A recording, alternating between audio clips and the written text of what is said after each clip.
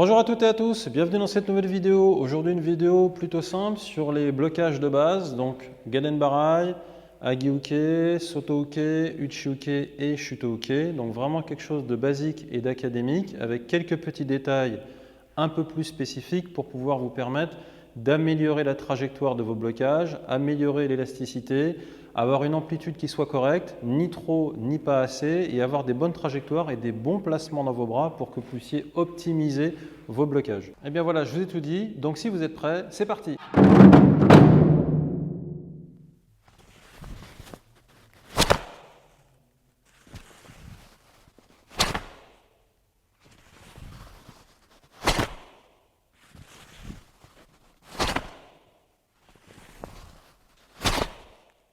Alors tout d'abord pour les blocages, pensez bien à armer grand. Faites vos blocages avec de l'amplitude, sans exagération bien sûr, dans un sens comme dans l'autre, c'est-à-dire ne faites pas des petits blocages sur vous-même, où vous armez tout petit contre vous, des Soto-uke par exemple, ou des Uchi-uke tout petit contre vous, j'exagère exprès, c'est-à-dire ne pas faire quelque chose de trop centré sur vous-même, tout rikiki. D'accord ? Pensez à faire quelque chose de plus grand, où vous vous ouvrez. Donc il faut trouver juste le milieu entre de la bonne amplitude pour travailler de manière élastique et créer de la force grâce à de l'élasticité, et ne pas créer de la force grâce à de la contraction qui fait qu'on rapetissit beaucoup trop les préparations des blocages. Donc sur un placement par exemple Gaden Barai, vous allez armer en allant en direction de l'oreille, ici avec le coude au centre de vous-même. Et ensuite vous allez séparer le poing de celui qui est en haut pour déployer votre blocage. Armez bien à l'oreille et déployez. Armez bien à l'oreille avec le coude au centre. Ça vous oblige à faire de l'amplitude. Si vous armez trop bas, votre coude est décentré. C'est-à-dire qu'ici, vous vous retrouvez avec le coude qui est sur le côté du corps et votre poing qui arrive ici parce que là, vous êtes en train de faire un blocage trop petit. Si vous faites trop grand, votre coude va se désaxer de l'autre côté. Et là, en fin de compte, vous êtes en train d'ouvrir le flanc. Et vous perdez l'élasticité puisque vous l'avez totalement annulé. L'idée, c'est de garder son corps placé, d'armer et d'aller chercher le petit plus ici d'extension pour aller monter. Et là, on sent que les coudes, l'épaule et le coude, ils ont envie de descendre. Parce que ici, ça demande un effort. Si je relâche, je suis ici. Si je fais un effort de joindre mon corps avec mon coude, par l'intermédiaire du poing qui vient armer à l'oreille, je crée une torsion. C'est cette torsion-là qu'il faut trouver. Je relâche. Là, il n'y a pas de torsion. C'est que la force de l'épaule et des bras qui vont faire le blocage. Et là, c'est pas bon. L'orientation du coude doit se faire vers l'avant. Donc ici, lorsque vous préparez et que vous avez fait la torsion avec votre corps, le corps se maintient, le bras cherche à monter grâce au coude et la main vers l'oreille. Ça crée un effet de torsion. Cet effet de torsion, si je le relâche, mon coude, il va sur le côté. Je reviens, je comprime, je relâche, mon coude, il a envie d'aller sur le côté et donc de faire ce mouvement. Or ici, votre hanche qui vient se placer bien de face, elle va se libérer sur l'arrière en position 3/4, position abmis, et le coude, lui, vous devez orienter la trajectoire en avant au moment où vous libérez. Je crée la torsion, mais je ne libère pas sur le côté, je libère devant. C'est-à-dire j'utilise mon épaule pour libérer devant, au moment où je relâche. Grouper, relâcher, libérer devant, avec le bras qui va revenir en équité, plus la hanche qui va tourner. Et là, je fais Gaden Barai, orienté vers l'avant. Donc ça, c'est un petit truc qu'il faut avoir, mais c'est dans ce sens-là que vous devez déployer Gaden Barai d'un point de vue académique. Vous avez groupé, votre coude se relâche avec l'épaule devant, et là, vous tournez tout à la fin, au dernier moment, dans un état de relâchement, puisque vous libérez cette tension que vous avez créée, et vous vous relâchez, et au moment où ça relâche, c'est là où ça doit partir.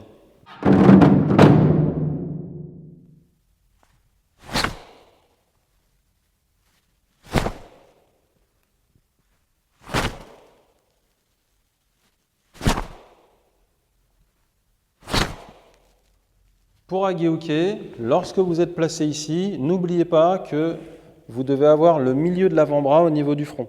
Ce n'est pas la main qui est devant la tête. Donc l'image qu'on donne en général, c'est si vous devez vous protéger du soleil, en général on met sa main et on se protège. Et si je ferme mon poing et que je suis ici, c'est pas bon. Là j'ai mon coude qui est sorti sur le côté. Et donc je ne peux pas avoir de force ici, puisque mon coude, il n'est pas relié avec le côté de mon corps. Et donc par la suite, sur la partie basse qu'on ne voit pas aujourd'hui, vous ne pouvez pas relier le bas du corps avec votre tronc, puisqu'en fin de compte, votre bras est décentré. Donc ce qu'il faut, c'est que vous ayez non pas le poing devant la tête, mais le milieu de l'avant-bras. de manière à ce que ici, dans le prolongement du coude, vous puissiez activer les muscles du côté et donc travailler les hanches et le placement de vos pieds et l'appui dans le sol avec vos pieds. Donc avoir un bon placement dans votre agi-uke, c'est utile et nécessaire pour pouvoir avoir une bonne efficacité. Si votre coude est sorti, vous ne pouvez pas avoir un agi-uke efficace et vous allez travailler avec votre épaule. Donc ici. Une fois que vous avez bien compris le point de départ, on se place ici avec le placement correct. On prépare agi-uke en armant la main. Une fois qu'on est là, c'est le coude ici qui va commencer à descendre. Donc, ne pas tourner sur le côté pour ramener le bras ici. On doit descendre droit. Ici, le coude doit revenir sur le côté pour faire l'équité. Donc ici, ouvrir la main et joindre les deux. Et là, on va finir le placement du coude pour se mettre en équité. Et celui-ci, on va continuer à monter et c'est le coude qui va s'ouvrir. Le coude va s'ouvrir pour placer avec la hanche qui va s'opposer. La hanche va tourner sur le côté et dans le même temps, le coude va s'opposer à la hanche qui est sur le côté. De manière à pouvoir, 1, 2, utiliser l'appui dans le sol pour pouvoir s'appuyer dans le sol au niveau du pied et du talon pour que le coude soit efficace et que vous ayez la force ici avec, même chose, le milieu de l'avant-bras devant le front. Donc ici, ouvrir, grouper et fermer. Si vous avez trop d'amplitude, vous allez dépasser la hauteur de votre tête. Et on monte trop haut. Et on se retrouve avec un blocage au-dessus de la tête. Ça ne sert à rien de monter trop haut. Le but, c'est d'être ici de manière à ce que l'attaque, si le bras est posé, elle passe au-dessus de la tête. Puisqu'après, derrière, si vous montez trop, vous annulez encore une fois la jonction entre l'avant-bras et le côté du corps. Et ça vous demande un effort complémentaire pour pouvoir utiliser le ikité du bras qui a bloqué pour pouvoir faire une attaque. Or, si vous restez bien placé au bon endroit, directement, le muscle ici, il est utilisable pour faire une attaque tout de suite derrière. Si votre bras est trop décentré, ça demande un effort de jonction plus l'effort de pousser. Ça fait 2 temps. Donc vous devez vraiment être 1, 2, 3. Être fort ici, placé dans votre jambe. Et ici, si je descends le côté, avec le coude qui descend, je peux faire un tsuki directement.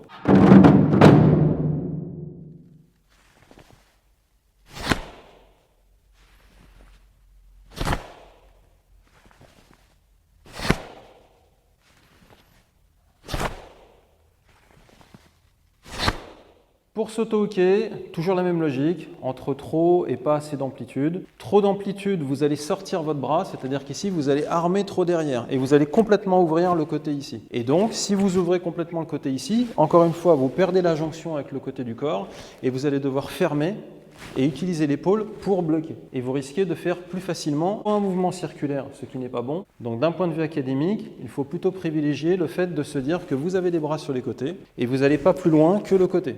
Donc naturellement, le bras sur le côté est plié. Et une fois que vous êtes là, c'est le coude qui va descendre grâce à la jonction du côté du muscle. 1, côté, préparer, descendre avec le muscle, le coude, et bloquer ici. Et utiliser l'équité en descendant le coude directement comme ceci, c'est-à-dire que l'équité, votre coude descend vers le bas. Et à la fin, vous tournez équité. 1, 2. Et vous associez les deux ici.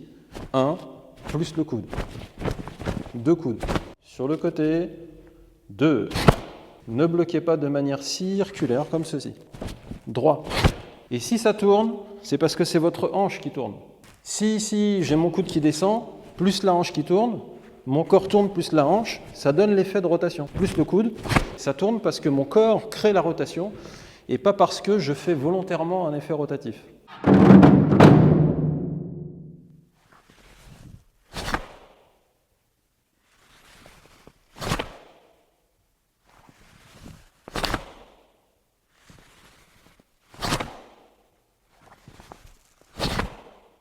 Sur Uchi-uke, toujours la même chose sur l'histoire de l'amplitude. C'est-à-dire qu'ici, trop d'amplitude, vous allez armer grand et vous allez faire un mouvement circulaire et vous allez excentrer votre coude. Dès lors que votre coude sort de l'axe de votre corps, vous perdez également la jonction de la hanche avec votre bras et du muscle sur le côté. Et donc, vous travaillez uniquement avec votre épaule, avec un mouvement où vous allez, si vous bloquez quelque chose, vous allez forcer pour vous opposer. Alors qu'il ne faut pas forcer, il faut accompagner le mouvement être plutôt dans une forme d'esquive. Donc ici, pour faire correctement le mouvement, on se place uchi-uke. Votre coude, il doit être dans le prolongement de votre hanche si vous travaillez avec un mouvement 3/4, c'est-à-dire la hanche en position ammi. Cherchez à la hanche. Ne cherchez pas sous le bras, parce que sous les bras, ça veut dire que vous êtes ici, et que donc ça veut dire que lorsque vous allez bloquer, vous allez devoir descendre le coude pour bloquer. Or, si une attaque arrive, vous n'allez pas la bloquer en descendant vers l'attaque. Vous allez devoir la dévier, comme s'il y avait quelque chose qui arrivait devant moi et que je devais le dévier de cette façon. Pour ça, vous devez chercher à armer en bas. Comme ça, quand je relâche mon bras, je vais pivoter sur le coude. Et le fait de pivoter sur le coude fait que votre poing va venir de bas vers le haut en pivot sur le coude, avec un effet d'impulsion qui va aller vers l'avant puisque votre hanche va aller derrière et celle-ci va se retrouver devant. Et donc vous allez faire un geste comme ceci. Donc si vous faites correctement la rotation de votre bassin en position 3/4 et que vous tournez bien sur votre coude en ayant armé à la hanche, vous êtes placé, vous armez et vous tournez. Si vous travaillez avec trop d'amplitude, c'est-à-dire ici 1, et vous ouvrez avec un mouvement vraiment circulaire. Si je ne bouge pas et que je me décale, ça veut dire qu'en fin de compte, je suis sur le côté. J'ai dépassé la ligne horizontale de mon corps et je me retrouve sur le côté et j'ai excentré l'ouverture ici. Préparez, la hanche amie, le coude pas plus que la hanche, armé et tourné sur le coude. Armé et tourné sur le coude. Armé et tourné sur le coude. Ce qui vous permet ensuite, armé, de pouvoir avoir plus d'efficacité pour vous asseoir pour faire un kizami, plus un gyakutsuki, parce que vous êtes dans l'axe tout de suite. Si vous êtes en train d'ouvrir, ça veut dire que vous êtes sur le côté. Donc ça veut dire que faire un uzuki va vous demander, ou un kizami va vous demander de rétablir le point vers le centre. Rétablir pour en faire un deuxième. Donc vous perdez un temps. Que si vous êtes directement dans l'axe, ça veut dire que vous êtes ici. Donc là, vous pouvez tendre en vous asseyant pour faire directement la deuxième attaque ensuite. D'un point de vue académique, bien sûr.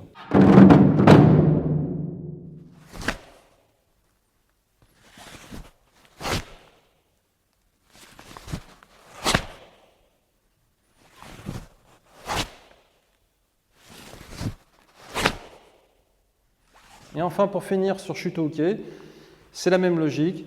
Si vous ne faites pas assez d'amplitude, vous retrouvez le même défaut, on va dire, que dans Gedenbarai, c'est-à-dire que vous allez faire des petits shuto sur vous.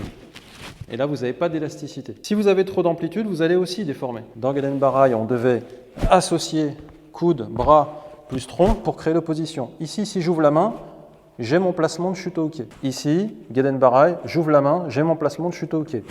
Et après, ici, j'ai plus qu'à faire mon mouvement.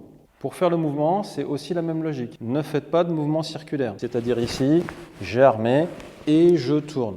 Ce n'est pas la peine de tourner. Puisque vous avez créé l'opposition, si je relâche, mon coude il a envie de partir sur le côté comme tout à l'heure. Et donc je vais faire mon mouvement circulaire et je vais excentrer mon bras et ouvrir ici. Et c'est ça qui n'est pas bon. Si vous voulez optimiser le mouvement, il faut vous créer l'opposition. Et au moment où vous avez envie de relâcher cette tension que vous avez créée, le coude, lui, doit aller devant. Et là, vous allez libérer le bras droit. Et là, vous allez vous placer, plus la hanche qui va tourner, et vous êtes placé pour faire la partie du blocage de Shuto-uke sans compter l'ikité. Vous êtes en opposition, vous avez créé la tension, le coude se relâche vers l'avant, le bras se déploie par-dessus en allant droit, donc il va légèrement tourner évidemment, il y aura une trajectoire ovale, je me mettrai face caméra tout à l'heure, et la hanche, elle se tourne. Et là, votre hanche, elle est bien sur le côté, comme pour Uchi-uke. C'est-à-dire qu'à la fin, vous devez être dans le même placement que Uchi-uke. Donc la trajectoire ovale, déployez le coude, passez sur le côté, mais c'est vraiment un petit couloir, et la hanche se décale sur le côté, et là vous avez votre mouvement linéaire. Sur l'autre côté, c'est comme Gedenbarai, c'est pareil. La main est ouverte au lieu d'être fermée, et le coude descend. Le coude descend. Descendre le coude et gardez votre main près du corps.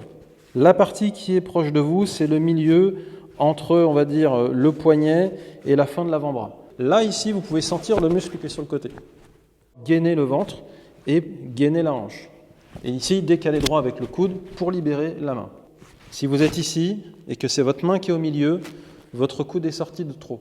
Et vous perdez encore une fois la liaison avec le côté du corps. Si vous n'êtes pas assez ample et que vous êtes trop vers l'avant, vous êtes complètement comprimé, vous ne pouvez pas sentir le muscle sur le côté parce que vous ne pouvez pas l'activer là. C'est compliqué, vous allez l'activer mais vous allez être crispé. Donc ici, 1, déployer le coude, descendre et là vous allez libérer votre chute au pied correctement. Donc voilà, donc en conclusion de cette vidéo, n'oubliez pas qu'au-delà de l'aspect visuel, de l'aspect mécanique et de la forme apparente de votre technique, vous avez en profondeur beaucoup d'éléments techniques à intégrer pour avoir de bonnes trajectoires, de bons placements, un bon effet élastique au bon moment pour pouvoir libérer votre technique convenablement. Et ça, c'est que la surface de l'iceberg. Donc, soyez précis sur vos coudes, soyez précis sur le placement de vos hanches, soyez précis dans la direction que vous donnez à votre technique, soyez précis dans le déroulé méthodique point par point d'une technique. Ayez le bon placement des bras aux beaux endroits et ayez aussi une bonne amplitude, surtout quand on débute, il faut exagérer un peu l'amplitude, mais encore une fois, sans vous déformer. Voilà, donc j'espère que cette vidéo vous a plu. Si vous avez des commentaires, n'hésitez pas, vous pouvez les mettre en bas dans les commentaires, je lis et je réponds à tout le monde comme d'habitude. Aussi, si vous avez des questions, n'hésitez pas à les mettre également dans les commentaires, je réponds à tout le monde et puis ça peut donner des idées de vidéos futures. En tout cas, je vous remercie d'avoir suivi cette vidéo jusqu'au bout. Laissez un petit pouce bleu, ça aide la chaîne et puis je vous dis à très bientôt.